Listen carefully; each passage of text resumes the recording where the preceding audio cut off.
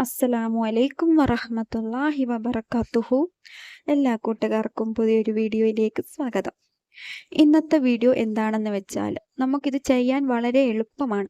പക്ഷേ ഇത് ചെയ്തു കഴിഞ്ഞാലും നമ്മുടെ ജീവിതത്തിൽ ഉണ്ടാകുന്ന നമ്മുടെ എല്ലാ ബുദ്ധിമുട്ടുകളും എല്ലാ പ്രയാസങ്ങളും മാറിക്കിട്ടുന്നതാണ്. നമ്മൾ ആത്മാർത്ഥമായിട്ട് ഇത് ഓതുകയാണ് എങ്കിൽ നമ്മുടെ ജീവിതത്തിലെ നല്ല കാര്യങ്ങൾക്ക് വേണ്ടി മാത്രം ഇത് ഉപയോഗിക്കുക.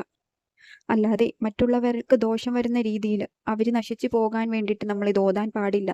ഇങ്ങനെ അതിനുവേണ്ടി നമ്മൾ നെയ്യത്ത് വെക്കാൻ പാടില്ല. കാരണം അങ്ങനെ നെയ്യത്ത് വെച്ച് ആരെങ്കിലും അങ്ങനെ ഓതിയിട്ടുണ്ടെങ്കിൽ അതിനുള്ള നെഗറ്റീവായിട്ടുള്ള ഫലം നമ്മളിലേക്ക് തന്നെ വന്ന് നമുക്കൊരു സമയത്ത് എത്തിപ്പെടും. അതുകൊണ്ട് അങ്ങനെ ഓതാതിരിക്കുക. നല്ല കാര്യങ്ങൾക്ക് വേണ്ടിയിട്ട് മാത്രം ഇത് ഓതുക. എന്നിട്ട് അള്ളാഹു സുബ്ഹാനഹു തആലയോട് കരഞ്ഞുകൊണ്ട് ദുആ ചെയ്യുക. ഹൈറായിട്ടുള്ള കാര്യമാണ് എങ്കിൽ അള്ളാഹു സുബ്ഹാനഹു തആല അത് നടത്തി തരിക തന്നെ ചെയ്യും. എനിക്ക് പ്രധാനപ്പെട്ട ഒരു കാര്യം പറയാനുള്ളത്, നമ്മളിത് ഓതുമ്പോൾ മനസ്സിലൊരു ദൃഢമായ വിശ്വാസം വേണം. ഞാൻ ഇത് ഓതിയാൽ അള്ളാഹു സുബ്ഹാനഹു തആല എനിക്ക് നടത്തി തരും. ഇത് ഞാൻ ആത്മാർത്ഥമായിട്ട് ഓതിയാൽ എന്ന് മനസ്സിൽ ദൃഢമായ വിശ്വാസമാണ്. അല്ലാതെ ഒന്ന് ഓതി നോക്കാം, കിട്ടിയാൽ കിട്ടട്ടെ അല്ലെങ്കിൽ പോട്ടെ എന്നുള്ള ഒരു മട്ടിൽ ഓതാതെ ഞാൻ ഇത് ഓതിയാൽ എനിക്ക് അള്ളാഹു സുബ്ഹാനഹു തആല തരും എന്നുള്ളൊരു ഉറച്ച വിശ്വാസത്തോടു കൂടി ഓതുക. കരഞ്ഞുകൊണ്ട് ദുആ ചെയ്യുക. എനിക്കിത് കിട്ടിയേ പറ്റും എന്ന് കരഞ്ഞുകൊണ്ട് പടച്ചവനോട് ദുആ ചെയ്യുക. തഹജ്ജുദ് നമസ്കാരത്തിന് ശേഷം തഹജ്ജുദ് നമസ്കരിക്കാത്തവരാണ് എങ്കിൽ തഹജ്ജുദ് നമസ്കാരം നിർവഹിക്കുക. എല്ലാ ദിവസവും മുടങ്ങാതെ നമസ്കരിക്കുക. കാരണം അത്രയ്ക്ക് മഹത്വമേറിയ ഒരു നമസ്കാരമാണ് ഈ തഹജ്ജുദ് നമസ്കാരം.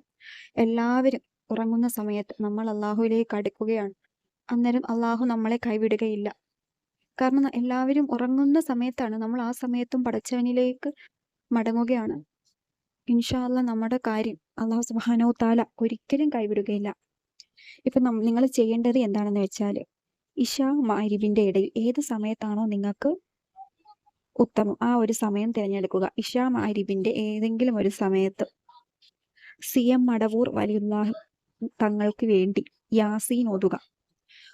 നിങ്ങൾക്ക് എത്ര ഓതാൻ പറ്റും, 3 എണ്ണം ഒറ്റ ഇരിപ്പിൽ ഓതി തീർക്കാൻ പറ്റുമെങ്കിൽ അങ്ങനെ, അല്ലെങ്കിൽ 2 അല്ലെങ്കിൽ 1, നിങ്ങൾക്ക് എത്രയാണോ പറ്റുന്നത് അത്രയും നിങ്ങൾ നിയത്ത് വെക്കുക. 3 എണ്ണമാണ് ഞാൻ ഓതിയിരുന്നത്. നിങ്ങൾക്ക് എത്രയാണോ പറ്റുന്നത് അത്രയും നിങ്ങൾ നിയത്ത് വെച്ച് ഓതുക.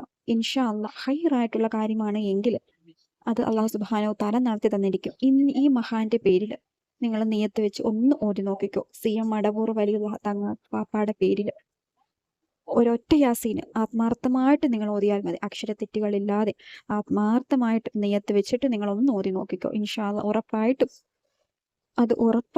അത് നടന്നിരിക്കും. അതിന് ശേഷം അള്ളാഹു സുബ്ഹാനഹു തആലയോട് കരഞ്ഞുകൊണ്ട് ദുആ ചെയ്യുക.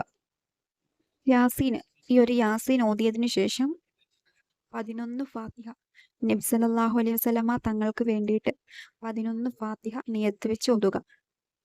ഒരു ഇശാ മഗ്‌രിബിന്റെ ഇടയിൽ ഒരു യാസീനോ 2 യാസീനോ നിങ്ങളെ കൊണ്ടാവുന്ന എത്ര യാസീനാണോ ആ ഒരു യാസീൻ ഓതിയിട്ട് 11 ഫാത്തിഹ മുഹമ്മദ് നബി സല്ലല്ലാഹു അലൈഹി വസല്ലമ തങ്ങൾക്ക് വേണ്ടിയിട്ട് നിയത്താക്കി ഓതുക. ഇൻഷാ അല്ലാഹ് ഉറപ്പായിട്ടും നിങ്ങളുടെ എല്ലാ ബുദ്ധിമുട്ടുകളും എല്ലാ പ്രയാസങ്ങളും അല്ലാഹു സുബ്ഹാനഹു തആല മാറ്റിത്തരും. ഇനി എന്ത് പ്രയാസങ്ങളായിക്കോട്ടെ, നിങ്ങളുടെ ജീവിതത്തിൽ ഉണ്ടാകുന്ന എല്ലാ ബുദ്ധിമുട്ടുകളും അല്ലാഹു സുബ്ഹാനഹു തആല ഈ ഒരു ഒറ്റ മാർഗം കൊണ്ട് നിങ്ങൾക്ക് വീടി കിട്ടുന്നതാണ്. കുറച്ച് ക്ഷമയോട് കൂടി കാത്തിരിക്കുക.